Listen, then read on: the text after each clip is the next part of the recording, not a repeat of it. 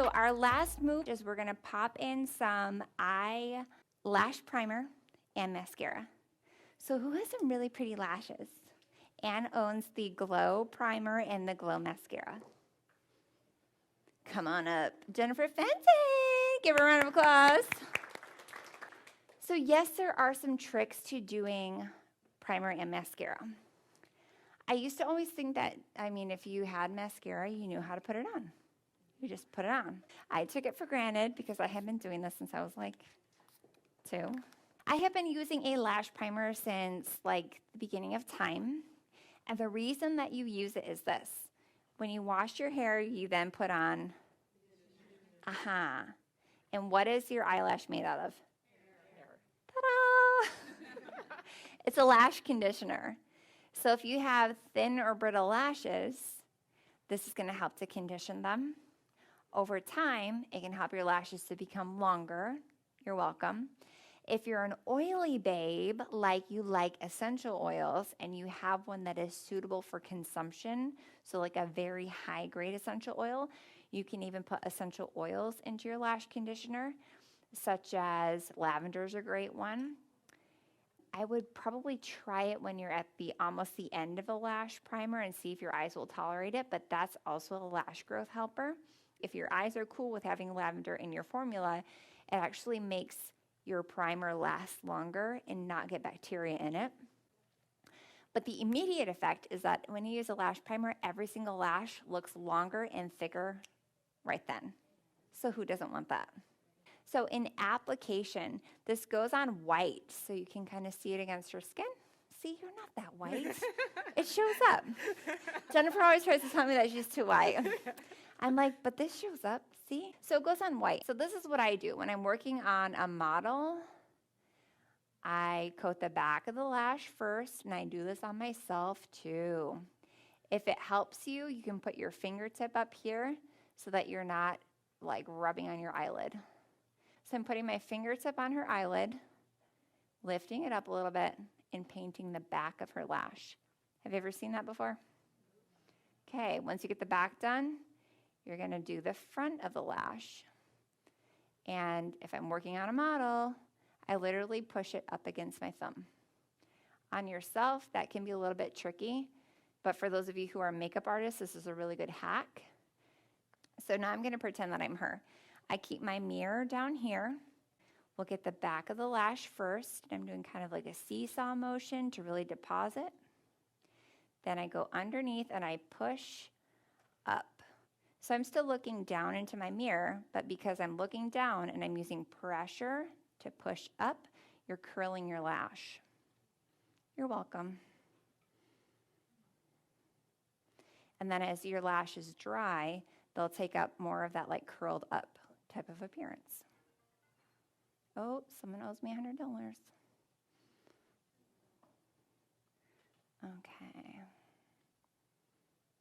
So on your own eyes, if you've got the Lash Thickener and Conditioner, aka Lash Primer, it's going to deposit white. It's okay if you can see like your eyelashes look like they've been snowed on. It's cool. Next up, what formula do we have? Ooh, you have the water resistant. So GLO has 2 different formulas. They have a water resistant, which is lovely. I like it. I feel like it makes my lashes look way thicker. And then they have a lash lengthening formula. The lengthening one gives lots of separation for people who feel like their lashes clump. So it's 2 different formulas. I love them both.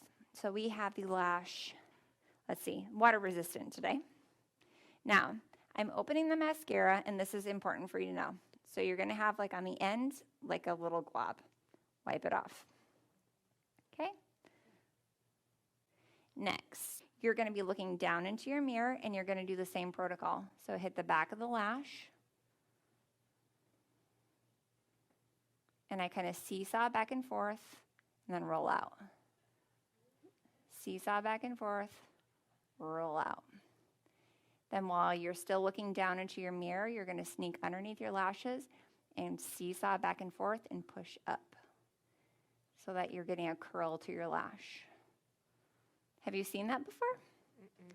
She said, mm-mm. And looking down, there you go. Go underneath the lash, seesaw back and forth, and push up. It's lovely. Go ahead and reload. So dip back in. Make sure that you have any excess off the end. We'll do the same thing on the other side. Get the back of the lash.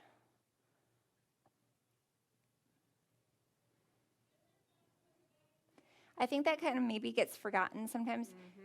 People just go straight for, oh, what can I see in the mirror? So you can see the front or the bottom of your lashes. Like this zone that I'm working on right now, because I'm underneath the lash, that's what you see. But if you're obviously in the digital age and you're looking at your phone, you're looking at your computer, you're reading, you're looking down, everyone else sees the top of your lash, like the back of it. See that side profile? That's some nice lash going on there. Okay, honey bear. Now, last little tip for lower lash line. Whatever is left on your brush, I'm not going to dip back in, just whatever's left on there. I want you to treat this like it's a little pencil. What I do is I make strong eye contact with my mirror, and I go underneath to like the bottom lashes, and I just softly go across and let the end of the applicator just slightly touch the bottom lashes. Just to deposit a little tiny bit, and then I brush through them so that they're not spidery on the bottom.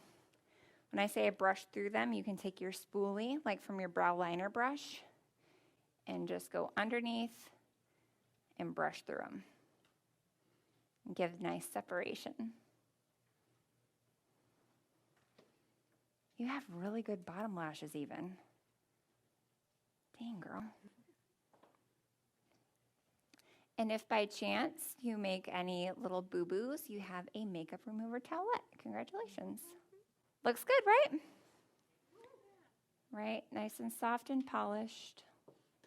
Not spidery. Got it going on.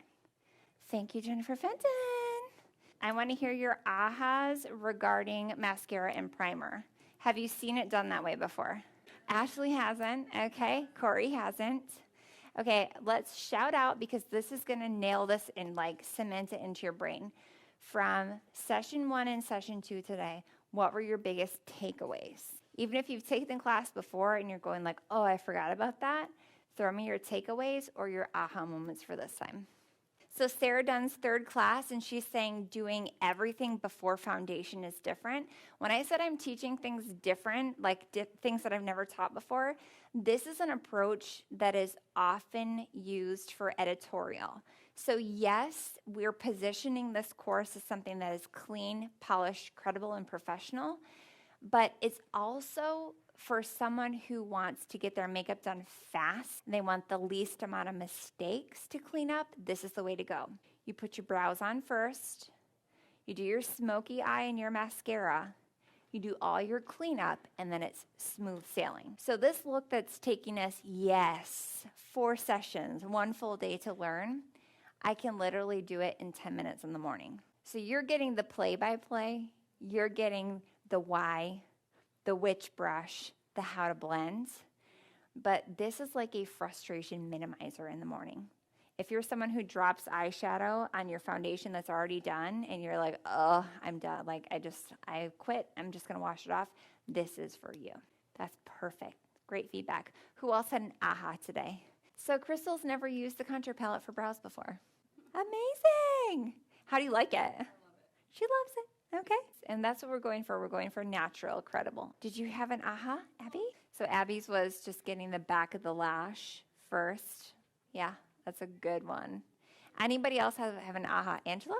The shimmer on the eyes. You should have pops of light in different places so that people will they'll look from your eyes to your mouth, to the end of your nose, to your eyes, to your mouth, to the end of your nose, to your eyes. It's always catching their attention. Carrie, she's a bridal and professional makeup artist. Carrie is. She does a lot of makeup on others. So when we're working on Peggy and also working on Pise, and we're making sure that that eyelid ends up staying as large as humanly possible, and even re-highlighting the eyelid using primer and then popping the vanilla on, that was her big takeaway as a professional makeup artist. That's a huge one. Awesome. Give yourselves a round of applause. Joy had one. Let's get Joy. So again, with someone who has more of that like mono lid or a smaller eyelid, using a fluffy crease to blend was key for her so that she didn't lose her crease or lose her lid or lose her highlight.